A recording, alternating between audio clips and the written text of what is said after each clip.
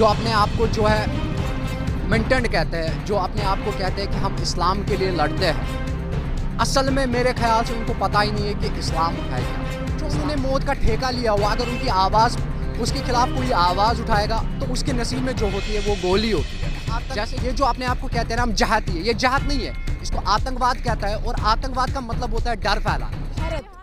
भारत एक वो देश है जहाँ अलग अलग विभिन्न लोग पाए जाते हैं, या हम कहें लोग एक साथ रहते हैं और एक साथ रहना पसंद करते हैं। ये एक ऐसा देश है जहाँ 4 धर्म के लोग, हिंदू, मुस्लिम, सिख, ईसाई, ये ऐसे 4 धर्म के लोग हैं जो एक साथ रहते हैं और एक साथ खुशी से रहते हैं और एक दूसरे में खुशियाँ भी बांटते हैं। और हमेशा हमारे भारत को एक मल्टी कल्चर्ड देश कहा जाता है, जो कि गलत भी नहीं है। और इस वक्त हमारे साथ जो मौजूद हैं उनकी कहानी ही कुछ अलग है। और इस वक्त एक सच्चा मुसलमान क्या होता है, या अगर कहीं मुस्लिम की डेफिनेशन क्या है, वो कब मतलब चीज़ें बयान नहीं की जा सकती, क्योंकि ये दिल से बातें होती हैं जो दिल तक ही जाती हैं। दिमाग से कई बातें कभी भी सही तरीके से दिल में नहीं पहुंचती। क्या मैंने इसमें कोई गलत बात बोली? नहीं, सही, आपकी सही बात है। आप यहाँ झंडा लेके हैं, अपनी बात रख रहे हैं, सबके सामने अपनी अपनी बातें रखी, क्या है क्या नहीं है, वो सारी बात की बातें हो गई। आपका नाम क्या है, पहले वहाँ से शुरुआत करते हैं। आप यहाँ झंडा लेके क्यों खड़े हैं, वहाँ भी पहुँचते हैं। क्या नाम है आपका? मेरा नाम फ़हीम नज़ीर है। फ़हीम जी, क्या बात है, क्योंकि आज आप यहाँ पे झंडा लेके अपना यहाँ बैठे हुए थे, प्रोटेस्ट कर रहे हैं, क्या पूरी बात है? क्योंकि कहानी मैंने तो आपकी सुन ली कैमरा से पहले ही, पूरी बात एक बार हमारे जो दर्शक है उन्हें एक बार समझाइए, क्या पूरी बात है, क्यों आखिरकार आप इस तरीके से यहाँ बैठे हैं? देखिए, जब जेकेपी को मारा जाता है कोई उसकी आवाज़ में बोलता नहीं है, जब पैरामिलिट्री फोर्सेस को मारा जाता है कोई उसकी आवाज़ में बोलता नहीं है। जैसे ही लास्ट टाइम मैंने ये कहा था, क्या ये हमारे देश के नागरिक नहीं है, ये हमारे देश के रहने वाले नहीं है, या किसी और देश से आए हैं जो हमें प्रोटेक्ट करते हैं 24/7, और ये क्या किसी माँ के लाल नहीं है। आप कश्मीर में कहाँ से हैं? मैं कश्मीर में श्रीनगर से हूँ। श्रीनगर से हैं। श्रीनगर हम सब जानते हैं। कश्मीर, जम्मू कश्मीर को हमेशा किस नज़रिए से देखा जाता है वो आपसे बेहतर और कोई नहीं जान सकता, क्योंकि कश्मीर में आप खुद रहे हैं।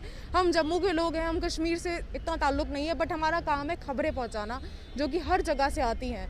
कश्मीर में क्या हिसाब रहता है वो बहुत बखूबी आप तरीके से जानते हैं। जी बिल्कुल। कश्मीर में अगर जिस कंट्री में हम रहते हैं, जिस कंट्री का हमें प्राउड फील है, अगर उस कंट्री के बारे में कहा जाएगा तो उसको गोली मिलती है।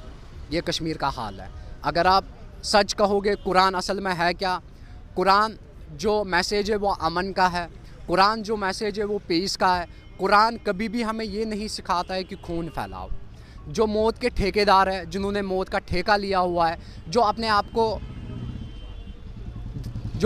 को जो है मिलिटेंट कहते हैं, जो अपने आप को कहते हैं कि हम इस्लाम के लिए लड़ते हैं, असल में मेरे ख्याल से उनको पता ही नहीं है कि इस्लाम है क्या, इस्लाम किस चीज़ को कहा जाता है। उन्होंने रिसेंटली जो है जवना पुलिस गाड़ी पे अटैक किया, जिसमें से 3 पुलिस वालों ने शहादत हासिल की। उसके बाद जो है नवाकदल में एक सिविल पे अटैक हुआ, उसको मार दिया गया, और एक एसआई को मार दिया गया रिसेंटली। और कल जो है ग्रेनेड अटैक हुआ है अनंतनाग के करीब। तो जो उन्होंने मौत का ठेका लिया हुआ, अगर उनकी आवाज़ उसके खिलाफ कोई आवाज़ उठाएगा तो उसके नसीब में जो होती है वो गोली होती है। जैसे कि आज मैं इसलिए यहाँ पे खड़ा हूँ क्योंकि जैसे ही मैंने आवाज़ उठाई उसके कुछ दिनों के बाद मुझे भी मिली धमकी, या तो आप माफ़ी मांग लो, जो मैं कभी भी नहीं मांगूंगा।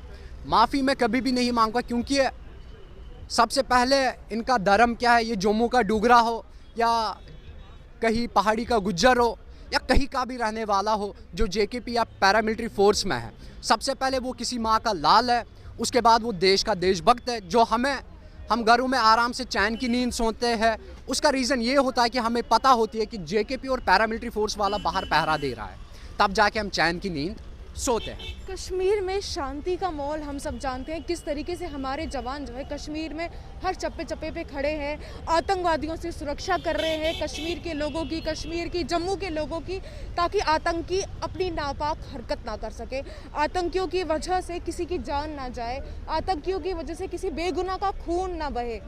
पर हमेशा एक चीज़ कहे तो आतंकियों का कभी कोई धर्म नहीं होता, आतंकी किसी धर्म से ताल्लुक़ नहीं रखते, आतंकियों का कोई मज़हब नहीं होता, और आतंकियों के कोई भी रिश्तेदार नहीं होते। क्या ये मैंने कोई गलत बात कही यहाँ पे? नहीं, आपने जो बात कही वो आपने सच कहा।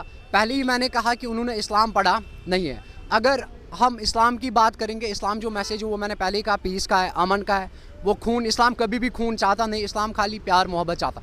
जो नबी पाक सल्लल्लाहु अलैहि वसल्लम, जो हमारे प्रॉफिट मोहम्मद सल्लल्लाहु अलैहि वसल्लम आखिरी मैसेंजर जो है, लास्ट मैसेंजर जो है, तो उनका जो सिस्टम था, उनका जो तरीका था वो कुछ ऐसा था कि अगर कोई गलत करता था ना, वो उनके साथ ऐसे रूबरू होते थे कि सामने वाले बंदे को ये फील खुद ही मर जाता था कि हाँ मैंने गलत। उसके अपोजिट आप देखो, गोली मार दी जाती है। वो इस्लाम नहीं है। इस्लाम हमें ये नहीं कहता कि आप कहीं पे ग्रेनेड फेंको, वहाँ पे सिविल किलिंग्स या पैरामिलिट्री फोर्स या जेकेपी की किलिंग्स हो जाएगी तो आप दहशत फैलाओ। ये आतंक, ये जो अपने आप को कहते हैं ना हम जहाती है, ये जहात नहीं है, इसको आतंकवाद कहता है। और आतंकवाद का मतलब होता है डर फैलाना। जिहाद का मतलब असलियत में क्या होता है? जहाद का सबसे बड़ा, जहाद का जो मतलब है, सबसे बड़ा मतलब ये है जहाद का, अपने परिवार को पालना। दैट्स कॉल्ड ए जहाद। सबसे बड़ा जहाद यही कहलाया जाता है। जब आप अपने परिवार को इज्जत की रोटी खिलाओगे, मेहनत की रोटी खिलाओगे, मेहनत से कमाओगे, वो जहाद है। जहाद ये नहीं है आप डर फैलाओ। जहाद ये नहीं। आपने रिसेंटली कल देखा होगा कि श्रीनगर में काफ़ी लोगों ने जो है सिक्योरिटी की डिमांड्स की है। क्योंकि उनको पता है कि हम अपनी कंट्री के साथ है, अपनी कंट्री के साथ खड़े हैं, हमें अब मिलने वाली है गोली। और जैसे मेरे साथ भी हो रहा है कि मुझे धमकियाँ मिल रही है, तो मेरे नसीब में भी मुझे अब ये डिसाइड हो चुका है कि मौत के ठेकेदारों ने ये तय किया है कि मुझे मरना है।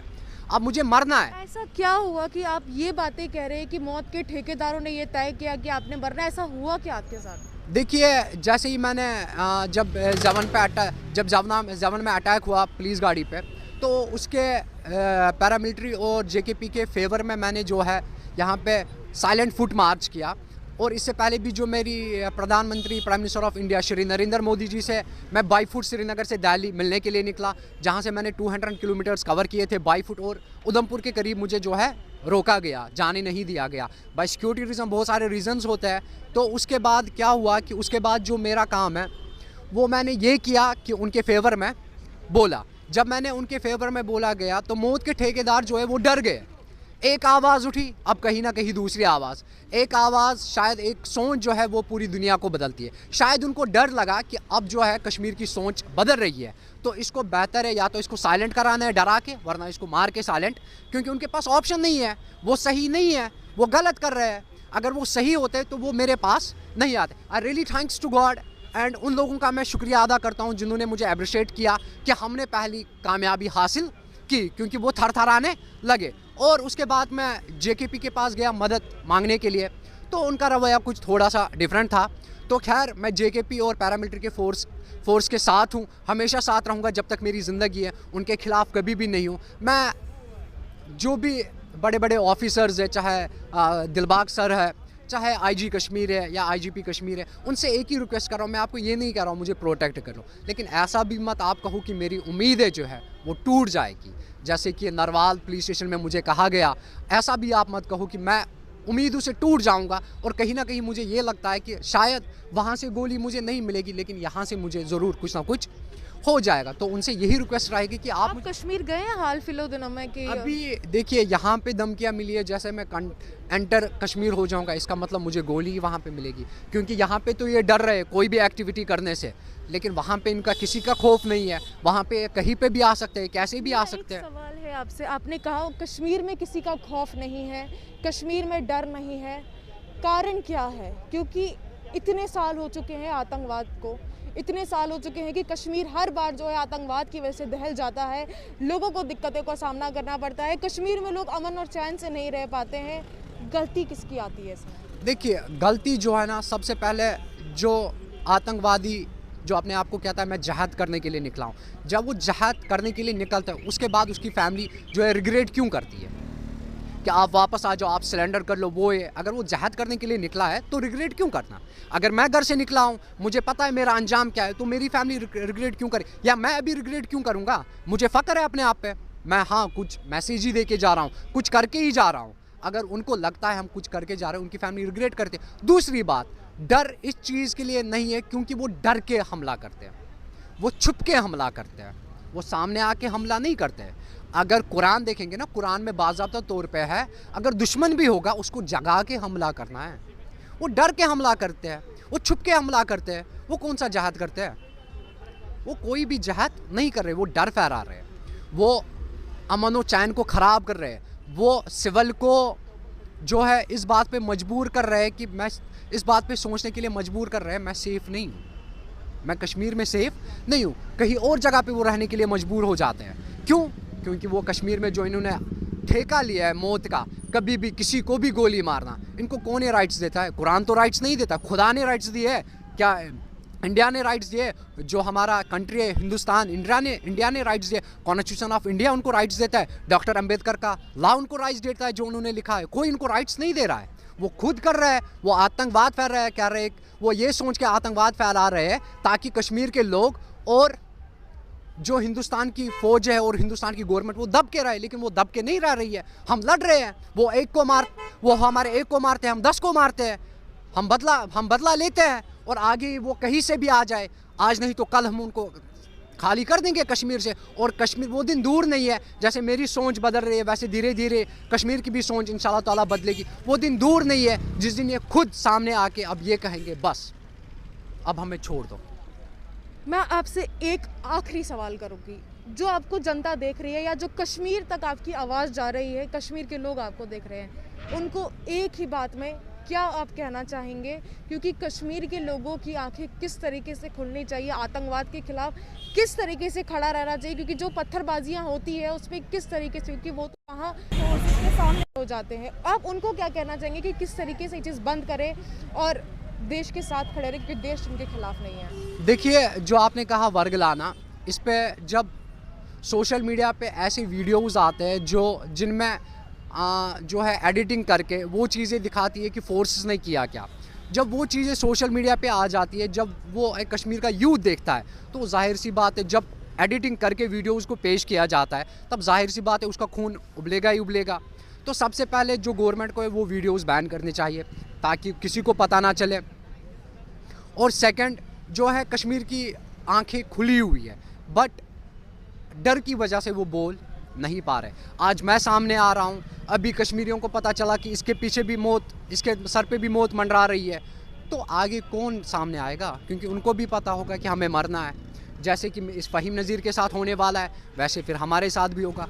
तो एक अगर हम सिक्योर रहेंगे, हमें पूरी तरीके से सेफ़ किया जाएगा ना, गवर्नमेंट ऑफ इंडिया और जो हमारी जम्मू कश्मीर की पुलिस है जिन पे हमें प्राउड है, और जो हमारी पैरामिलिट्री फोर्स है जिन पे हमें टू मच प्राउड है, अगर वो हमें हमारे साथ साथ रहे तो हर कोई सामने आएगा। और इसके साथ ही मैं आखिरी बात करना चाहूँगा कि अगर मुझे कुछ हो गया, अगर मेरी मौत हो गई या कुछ हो गई, मेरी जो आंखें हैं वो डोनेट कर दी जाएगी उसको जिसको ज़रूरत होगी आंखों की।